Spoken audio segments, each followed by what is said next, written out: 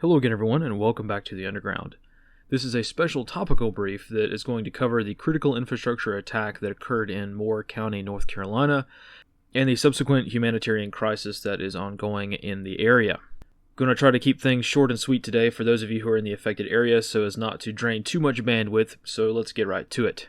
On December 3rd at approximately 7 p.m., at least 2 electrical substations in Moore County, North Carolina suffered catastrophic damage as the result of a deliberate attack. Local authorities have confirmed the attacks were carried out most likely with small arms. Electrical power remains offline for most of the county, and though limited repairs have restored power to some customers, it is unclear as to when the majority of repairs will be completed. State and federal agencies are coordinating the subsequent investigation, and a curfew has been mandated for the entirety of Moore County, forcing citizens to stay inside their homes from 9 p.m. until 5 a.m. Right now, we're not entirely sure what all of this means. However, deliberate attacks on critical infrastructure are relatively rare. But this recent attack highlights once again the vulnerability of our electrical grids throughout the United States. Atmospherics based off of official press conferences and briefings indicate that the culprit of this attack deliberately chose sites that would cause maximum damage, though to be fair, attacking pretty much any electrical facility would result in catastrophic damage, so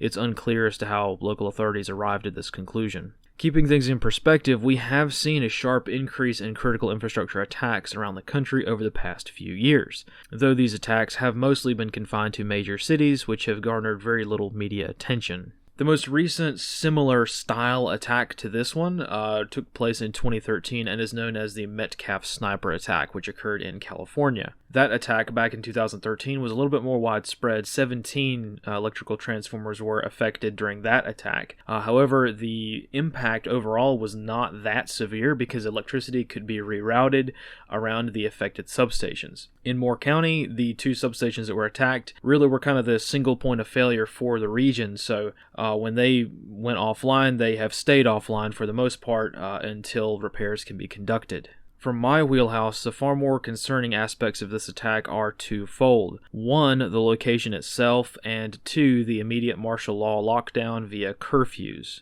First off, Moore County, North Carolina is not just a random location. It is home to Southern Pines, which, along with surrounding communities, is a nondescript place in the heart of North Carolina that just so happens to be home to a significant number of Special Forces soldiers and their families. Without getting too deep into the details, Southern Pines' close proximity to various Special Forces training locations and headquarters means that Moore County, North Carolina is a relatively special place. None of this is a grand secret, but an asymmetric style attack occurring in this, of all places, is quite concerning. Additional concerns surround the immediate declaration of a curfew for local citizens following the attacks on the power grid. I myself have never heard of a curfew being put in place immediately following a power outage, no matter if the power outage was deliberate or not. To be absolutely clear, local authorities have not officially declared martial law, but any individual with common sense cannot help but note that a curfew is a de facto state of martial law, albeit without a formal declaration.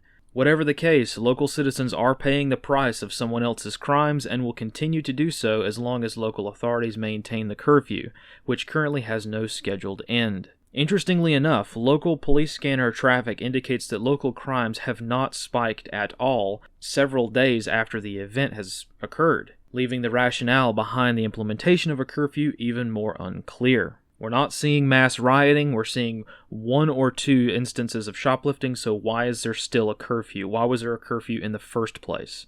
This may seem like a trivial or biased observation, but atmospherics throughout the local area indicate that many locals might not be too concerned with the power being out, or they can deal with that, but they are quite strongly opposed to the curfew.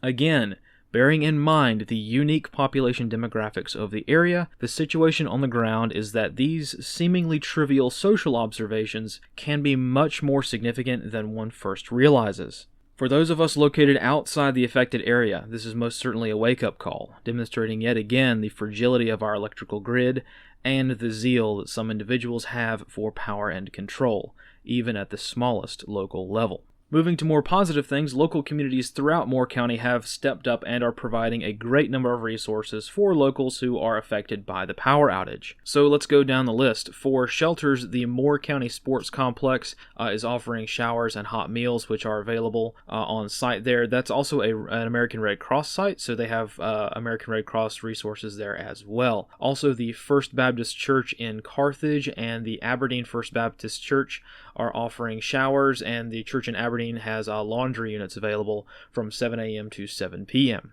Moving on to food, the New Covenant Fellowship Church is offering soup and sandwiches, which are provided at noon. The Yates Thagard Baptist Church is offering food at their Whispering Pines Church location from 5 p.m. until basically the supply runs out. And the Cranes Creek Fire Department is offering places for food trucks to set up and distribute food there. So far, they've had hot dogs and chicken gumbo and things like that from noon until 5. Moving on to charging stations, places where people can charge their devices.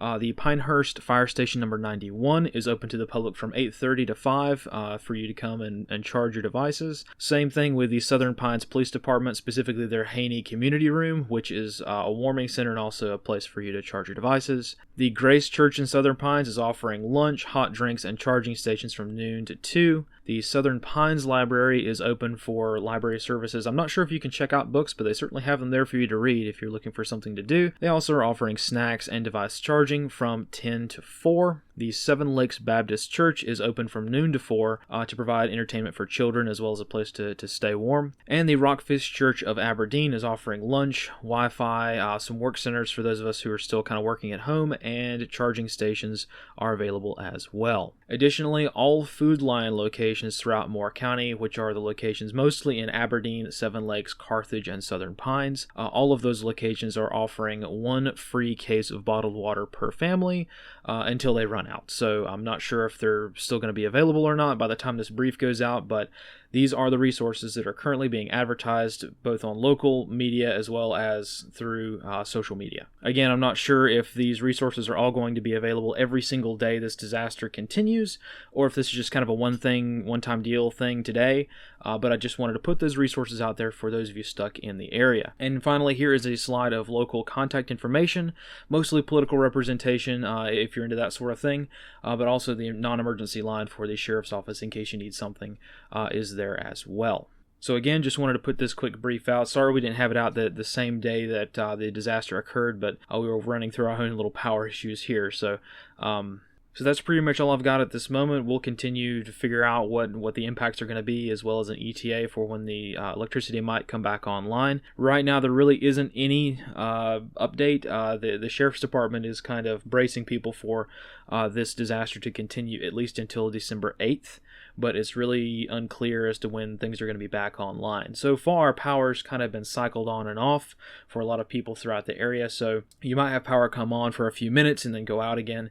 So just for people in the area, just be advised that might happen. So thank you again for tuning in. I've got another brief lined up right now that I'm kind of working on, but I wanted to push this section of it out really quickly because a lot of people are becoming more and more affected by this electrical outage. So thanks again for watching, everyone, and we will see you next time. And as always, fight in the shade.